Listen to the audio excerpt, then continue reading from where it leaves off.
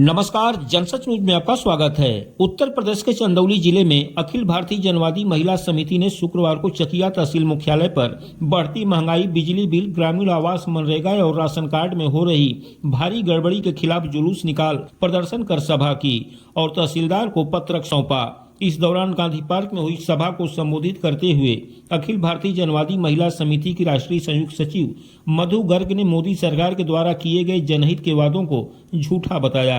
सभा को जिला मंत्री लालमणि विश्वकर्मा ने भी संबोधित किया। इस मौके पर सीपीएम के जिला मंत्री शंभूनाथ यादव, राजेंद्र यादव, किसान सभा के जिला मंत्री लालचंद सिंह, जयनाथ नंदलाल, सिमूरत राम सहित सैकड़ों महिलाएं और पार्टी के कार्यकर्ता मौजूद रहे। 2014 में जब मोदी सरकार आई तो उन्होंने क्या कहा, अब की बार महंगाई की बात अब की लाओ मोदी सरकार। कहा था कि नहीं कहा? बहुत हुई महंगाई की बात। और जो हेमा मालिनी आती ना पिक्चरों में, वो तो माला लटका के चली आई आलू प्याज की और सबकी कि अब की बार आलू प्याज लहसुन सस्ता करेंगे, दालें सस्ती करेंगे। लेकिन क्या हुआ कि सारे वायदे झूठे निकले। मोदी जी ने कहा कि सबके खाते में 15-15 लाख आएंगे। नोटबंदी की कहा काला धन बाहर आएगा और सबके खाते में 15 लाख आएंगे। 15 पैसा भी नहीं आया। कहा अम्मा परेशान मत हो, तुम्हारी पेंशन भी बढ़ेगी, तुम्हें घर भी मिलेगा और तुम्हारे नौजवान लड़के को रोजगार भी मिलेगा। रोजगार मिला क्या? किसी को रोजगार नहीं मिला। कहा खुशहाल होगा हिंदुस्तान। और आज भी कह रहे हैं कि हमारा देश बहुत अमीरों की गिनती में आ रहा है। और अमीरों की गिनती में ऐसा आ रहा है कि 100 में 5 लोग बहुत अमीर हो रहे हैं। उसमें क्या नाम है? अंबानी, अडानी, टाटा, ऐसे बहुत से लोग जिनका आपने नाम भी नहीं सुना होगा, जो एक एक दिन में करोड़ों रुपया कमाते हैं। आपकी कई जिंदगियां लग जाएगी, लेकिन आप इतना पैसा कभी देख नहीं पाओगे। कमाने की तो बात दूर है। तो 5 लोग, 100 में 5 लोगों की संपत्ति दिन दूनी रात चौगुनी बढ़ रही है। लेकिन बाकी जो लोग हैं, जो देश में 100 में 80 लोग हैं, वो लोग बेहाल। गरीबी, यहाँ जितनी औरतें बैठी हैं, कोई औरत ऐसी नहीं है जो कहे हम बहुत खुश हैं। कोई औरत ऐसी नहीं है। बीमारी है, आवास नहीं है, राशन नहीं है, रोजगार नहीं है, नरेगा में काम करते हैं लेकिन मिलता नहीं काम या मजदूरी नहीं मिलती, अब ऊंचा लगा लेते हैं और अगले महीने राशन मिलता है। ये कौन सा तरीका है भाई? तो इतनी परेशानी, लेकिन हमारा देश बहुत तरक्की कर रहा है। हमारा देश खुशहाल देश में है और भूखे देश में हमारा नंबर कौन सा है? 112। बहुत भूखा, जो बहुत भूखे देश है दुनिया के, उन देशों में भी हम और भी ज्यादा भूखे हैं। दिन पर दिन हमारी आर्थिक हालत गिरती जा रही है। अब ये कैसे ठीक हो सकती है? ये ठीक हो सकती है अगर अमीर लोगों पे टैक्स लगाया जाए। टैक्स क्या होता है?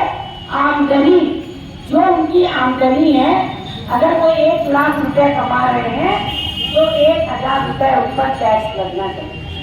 लेकिन तो जब 1000 टैक्स लगेगा तो वो आपके मनरेगा में काम आएगा, आपकी सड़क पर काम आएगा, आपको राशन में दाल भी मिलेगी, आपको घर भी मिलेगा, आपका बच्चा भी अच्छे स्कूल में फ्री में पढ़ेगा, काफी किताब फ्री मिलेगी। लेकिन सरकार ने क्या किया? सरकार ने 18 लाख करोड़ रुपया बड़े आदमी का माफ कर दिया।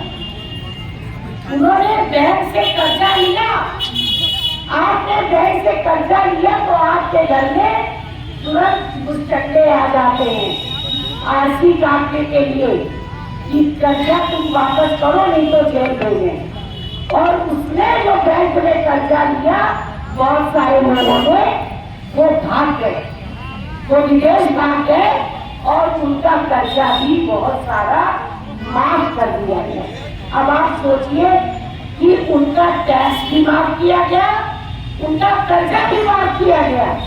और अब आप कहेंगी हमारी अम्मा, हमारी बहन जी लोग कि बहन जी टैक्स तो हम देते नहीं, हम कहाँ टैक्स देते हैं, हमारी तो कौनो कमाई नहीं है तो हम कहाँ टैक्स देते हैं।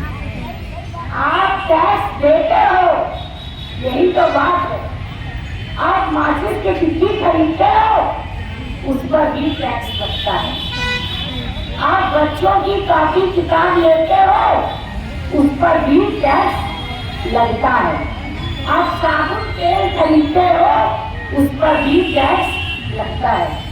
तो गरीब आदमी, हमारा पर्चा है, गरीब आदमी अमीर आदमी से ज्यादा टैक्स दे रहा है। लेकिन सरकार किसका काम कर रही है? बड़े आदमी, बड़े लोगों के लिए सब सुविधा, बड़े लोगों के लिए बहुत चिकनी चिकनी सड़कें बनाई जा रही हैं, एक्सप्रेस वे कहते हैं उसको। अगर आप लखनऊ से आगरा कार में जाओ तो 600 रुपये टैक्स देना है। तो आप बताइए गरीब आदमी कहाँ से टैक्स लाए करें?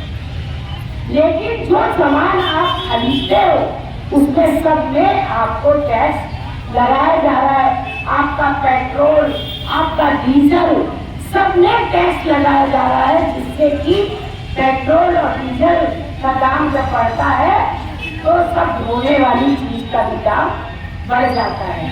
जब कॉपी किताब का दाम बढ़ता है तो आपके बच्चे पढ़ नहीं पाते।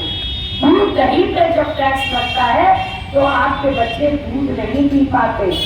कफन पर आपके मरने के बाद भी ये सरकार चैन से नहीं मरने दे, कफन पर भी टैक्स लग रहा है।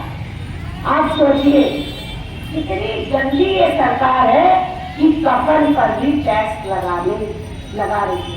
अभी बजट आने वाला है सब बड़े आदमी के लिए, गरीब आदमी के लिए कुछ नहीं। अब मोदी जी बहुत शान से कहते हैं हमने ट्रेन चलाई वंदे भारत, अब हम बुलेट ट्रेन चलाने वाले हैं, हमने बड़ी बड़ी एसी ट्रेन चलाई। क्या गरीब आदमी उन ट्रेन में बैठ पाएगा बताइए? जिसका किराया कई हजार है, क्या उस ट्रेन में आप बैठ पाओगे? जो आपकी ट्रेन की पैसेंजर और जनरल डिब्बा वो नहीं। तो जो सरकार है वो बड़े लोगों की सरकार है, बड़े लोगों की ये सरकार मैनेजर है, उन्हीं के लिए काम करती है और उन्हीं के इशारे पर काम करती है। अब आप देखिए ये लोग, आप क्या देते हो? वोट देते हो, आप वोट देते हो ना, लेकिन बड़े आदमी क्या देते हैं? चंदा। चोरी से जो कमाते हैं वो बड़ा बड़ा चंदा देते हैं।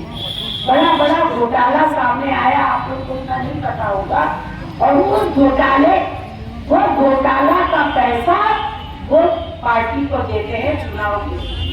तो जब जो घोटाला करके जो चंदा देगा तो उसमें क्या होगा कि वो दवाई को महंगी बेचेगा, क्योंकि सरकार को उसने चंदा दे दिया।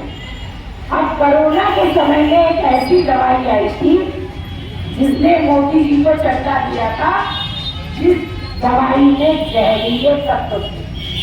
आप सोचिए उसमें मरीज की किडनी तक खराब हो जाती है, वैसी दवा मोदी जी ने माफ करवा दी बर्बाद।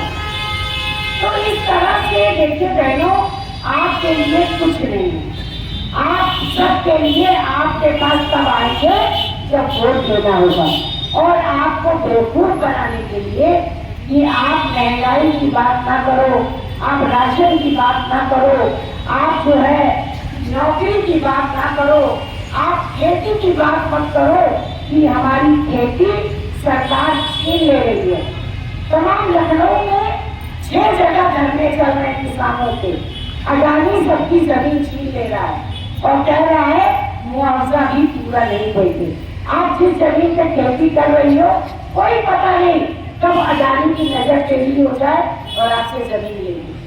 तो ये सरकार पूरी तरह से अमीरों की है और आपको मूर्ख बनाने के लिए कभी कुंभ होता है, कुंभ में आओ, करोड़ों लोगों ने डुबकी लगाई और कितने लोग मर गए कुछ पता ही नहीं। तो हमारी औरतों को क्या कहना चाहिए? मन चंगा तो कटौती